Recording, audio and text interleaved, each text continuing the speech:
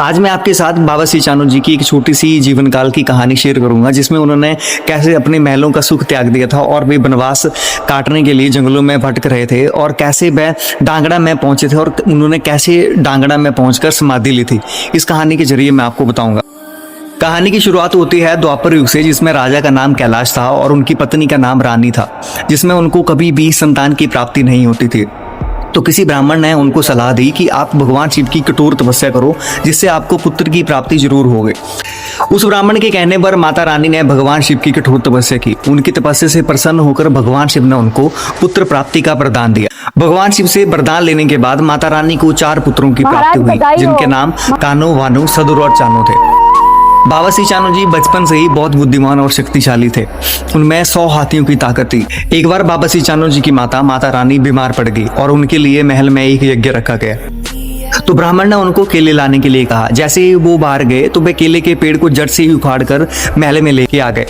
सभी लोग ये देखकर हैरान थे कि इतना छोटा सा बालक कैसे इतना शक्तिशाली हो सकता है। ये सब देख के उनके भाइयों को ईर्ष्या होने लगी कि सभी लोग इसकी वाह-वाह कर रहे हैं, लेकिन हमारी कोई वाह-वाह नहीं हो रही है। वे सब चाहते थे कि बाबा श्री चानू जी महल में ना रहें। इसके बाद उन्होंने एक षड्यंत्र रचा और एक मरी हुई हाथनी को उन्होंने रास्ते में फेंक दिया।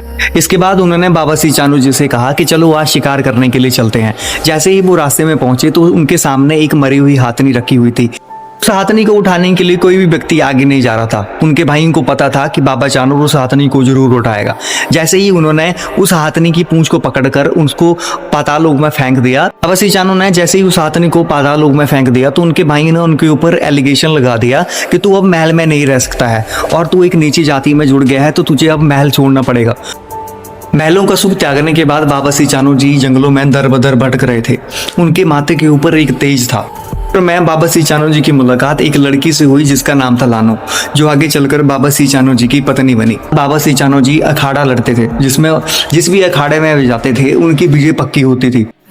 श्री कृष्ण जी को जब ये बात पता चली कि धरती पर कोई ऐसा इंसान है जिससे कुश्ती में कोई भी देवता या इंसान नहीं जीत सकता है, तो उन्होंने एक प्लान बनाया कि वे धरती पर जाएंगे और उनके साथ कुश्ती लड़ेंगे। श्री कृष्ण जी धरती पर आए और बाबा श्री चानू जी से अखाड़े में कुश्ती लड़ने लगे।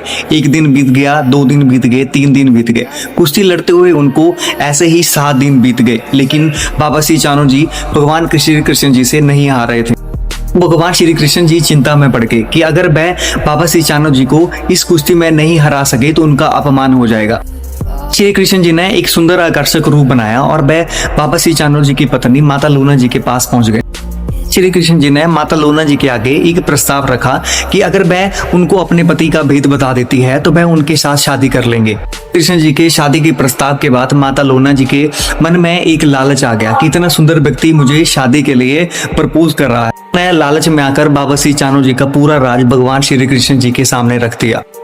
उन्होंने कहा कि बाबा श्री चानू जी तब तक अखाड़े में नहीं हार सकते हैं जब तक उनके पैरों में दीमक न लगा दी जाए, क्योंकि उनका पैर पाताल लोक में है और उनका सर आसमान में है। भेद लेने के बाद भगवान श्री कृष्ण जी फिर से अखाड़े में वापिस लौट गए और जैसे वे अखाड़े में पहुंचे तो बाबा श्री चानू जी को उन्होंने हरा दिया।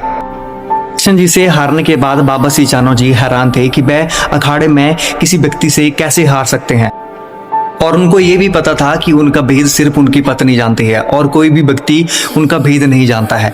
तो उनकी पत्नी ने ही शायद उनका भेद दे दिया हो।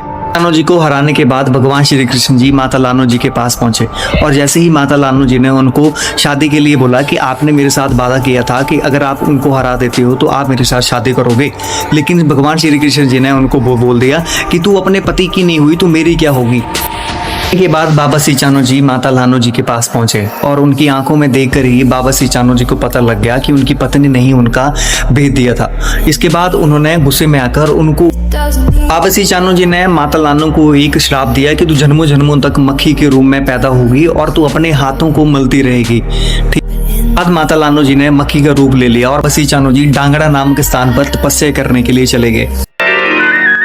सच्ची श्रद्धा और विश्वास के साथ बाबा श्री चानू के दरबार में आकर माथा टेकते हैं। महाबली बाबा श्री चानू सदा ही उन पर अपनी दृष्टि बनाए रखते हैं तथा उनकी हर मनोकामना पूरी कर देते हैं।